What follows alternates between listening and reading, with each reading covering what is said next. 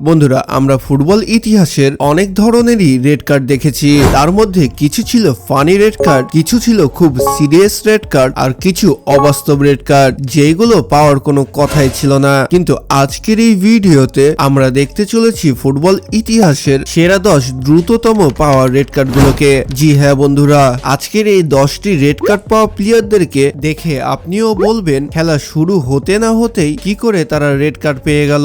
এবং আপনি আরো যখন দেখবেন আপনার ফেভারিট প্লেয়ার টপ 10 প্লেয়ারের মধ্যে রেড কার্ড পেয়ে গিনেস বুক অফ ওয়ার্ল্ড রেকর্ডেও জায়গা করে নিয়েছে, তখন আপনিও বন্ধুদের কাছে মুখ লুকাতে বাধ্য থাকবেন। চল ঝুটা।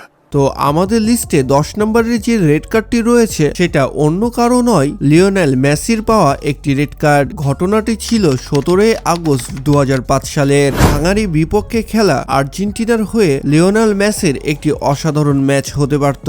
তবে খেলা শুরু হওয়ার মাত্র 47 সেকেন্ডে লিওনেল মেসি এই একটি ফাউলের কারণে সুন্দর করে রেড কার্ড খেয়ে বসে, যেটা তার জীবনে সবচেয়ে দ্রুত পাওয়া রেড কার্ড ছিল।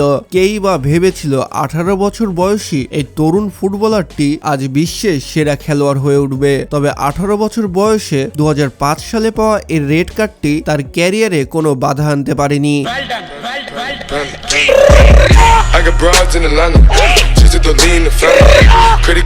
তো বন্ধুরা, এরপরে যে প্লেয়ারটি রেড কার্ড পায় খুব কম সময়ের মধ্যে সেইটা হচ্ছে এই প্লেয়ারটি। জি হ্যাঁ বন্ধুরা, এখানে আপনারা দেখতেই পারছেন যে অপোনেন্ট টিমের প্লেয়ার এভাবে এসে একটি স্লাইড দেয় এবং রেফারি এসে এই প্লেয়ারটিকে রেড কার্ড দিয়ে বসে। মানে আপনি খালি চোখে দেখলে বুঝতে পারবেন না যে এখানে একটি ফাউলও হয়েছিল, কিন্তু রেফারি এটা দেখতে একেবারে ছাড় দেয়নি। আর এই রেড কার্ডের পরে ছোট বাচ্চারাও তাকে এভাবে ভাও দেয় না। তো বন্ধুরা, এবার 8 নম্বরে যেই রেড কার্ডটি জায়গা করে নিয়েছে সেটা শুধুমাত্র 14 সেকেন্ডেই হয়ে যায়। জি হ্যাঁ বন্ধুরা, খেলা শুরু হওয়ার মাত্র 14 সেকেন্ডের মধ্যেই অপোনেন্ট টিমের প্লেয়ার যখন এভাবে অ্যাটাকে চলে আসে, গোলকিপারটা যে স্লাইড মেরে ফাউল করে দেয় এবং 14 সেকেন্ডের মাথায় সে একটি রেড কার্ডও খেয়ে বসে। আর এই প্লেয়ারটির মাঠ ছাড়া দেখলে আপনি বুঝতে পারবেন খেলার রূপ কখন বদলে যায়। জি হ্যাঁ বন্ধুরা, এবার 7 নম্বরে যে রেড কার্ডটি জায়গা করে নিয়েছে তার সময় হচ্ছে মাত্র 13 সেকেন্ড। মানে খেলা শুরু হওয়ার কিছু মুহূর্ত পরেই এই রকম একটি ফাউল হয়ে যায়,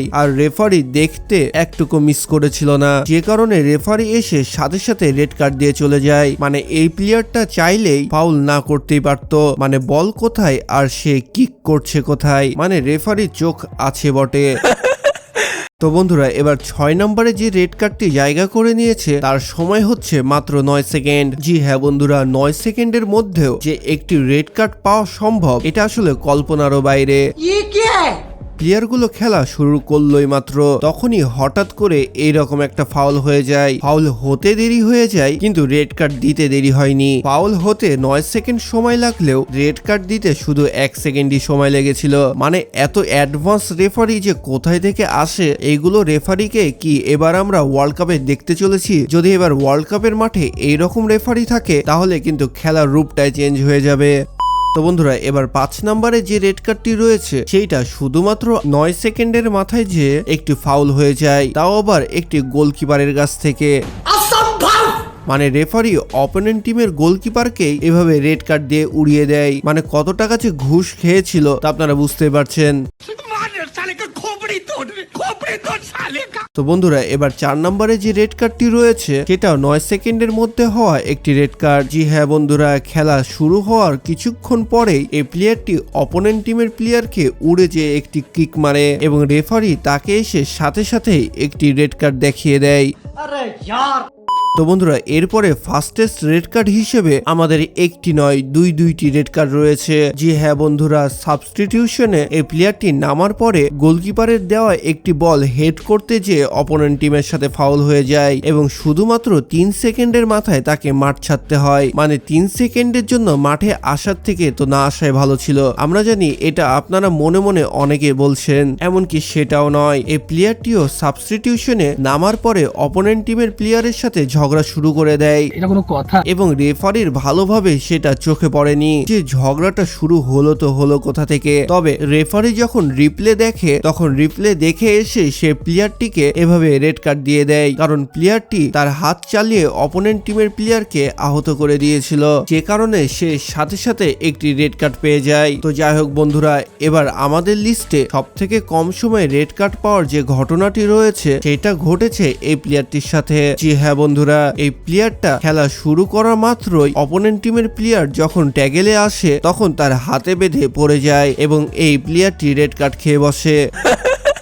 এবং সে রেড কার্ড পাওয়ার পরে এভাবে হাসতে হাসতে পাগল হয়ে যায় যে এভাবেও রেড কার্ড পাওয়া সম্ভব। আরে দুঃখে কষ্টে ভারাক্রান্ত জীবন। মানে কিছু কিছু সময় এটা অবাস্তব কিছু না, আবার কিছু কিছু সময় মনে হয় এটা আসলেই সম্ভব। তো যাই হোক বন্ধুরা, কিছু অসম্ভব ও সম্ভব খেলা আমরা খালি চোখে দেখতে পাই না, যেগুলো দেখতে পাই শুধু চ্যানেল মোটিভে। তো আপনারা যারা চ্যানেল মোটিভে রেগুলার ভিডিও দেখেন তারা রেড কার্ড নিয়ে অবশ্যই আরো কিছু ভিডিও দেখেছেন, না দেখে থাকলে চ্যানেল থেকে ঘুরে আসতে পারেন, যেটা আপনাকে হাসাবে এটার 100% গ্যারান্টি আমি দিচ্ছি। তো যাই হোক বন্ধুরা, দেখা হচ্ছে পরবর্তী আরো একটি ইন্টারেস্টিং ভিডিওতে। ততক্ষণ ভালো থাকুন, সুস্থ থাকুন, আল্লাহ হাফেজ।